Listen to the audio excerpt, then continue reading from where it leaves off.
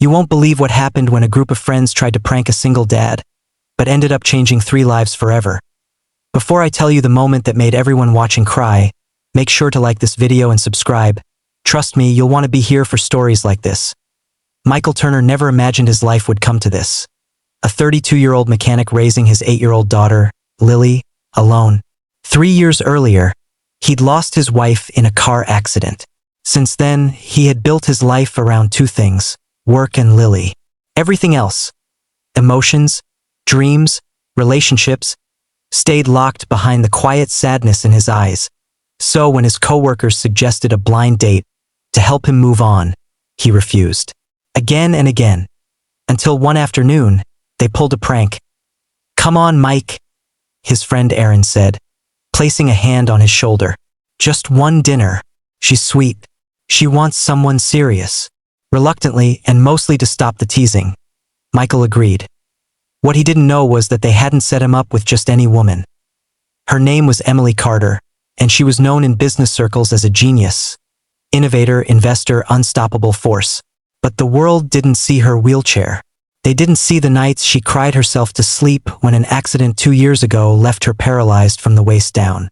They didn't see the loneliness that came from everyone treating her differently, or pretending not to. Emily kept her identity hidden for the date. No glamour. No revealing who she was. Just a woman in simple clothes rolling into a quiet cafe, praying she wouldn't be rejected again. When Michael walked in, he froze. Not because she was in a wheelchair, but because she looked nervous. Human. Real. "Michael?" she asked softly. He nodded. "Yeah." "Emily?" A small smile. "Thank you for coming." The first few minutes were awkward. Not because of her condition, but because he was painfully shy, and she was terrified he would leave the moment he realized she couldn't walk. But then the conversation shifted. Michael told her about Lily, how she had the same crooked smile as her mom, how she insisted on telling dad jokes, how he was trying his best. Emily laughed, truly laughed, for the first time in months. She told him about books, art, and how she loved solving problems so much it annoyed everyone around her. She didn't mention being a CEO, didn't mention owning the company that made the very wheelchair she sat in. For 2 hours, they forgot who they were supposed to be and remembered who they were. When the waiter dropped a tray and startled her, Michael reached across the table and took her hand.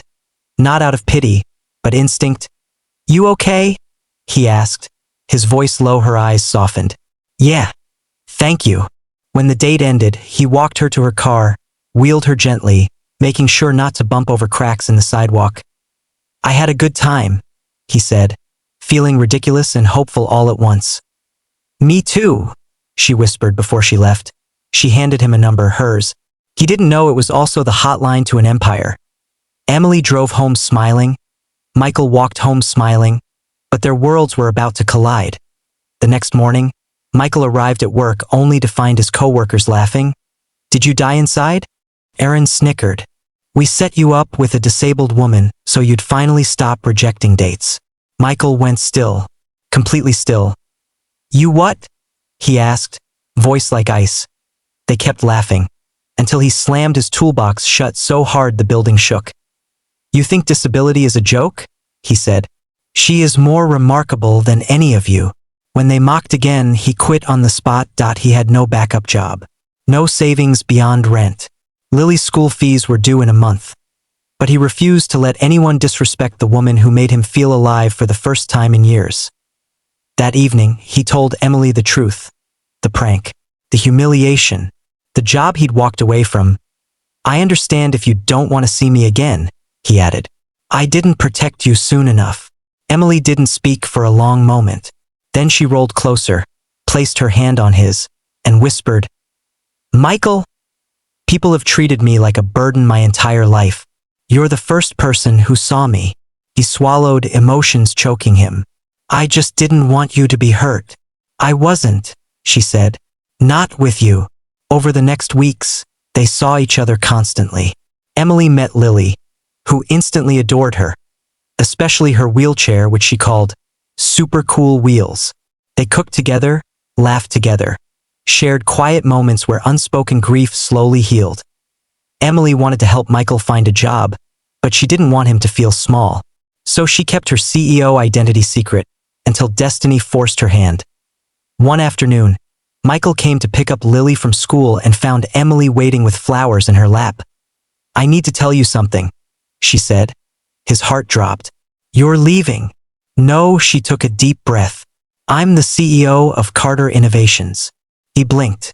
"The billion-dollar tech company?" She nodded nervously. "I wanted you to know me before you knew my title."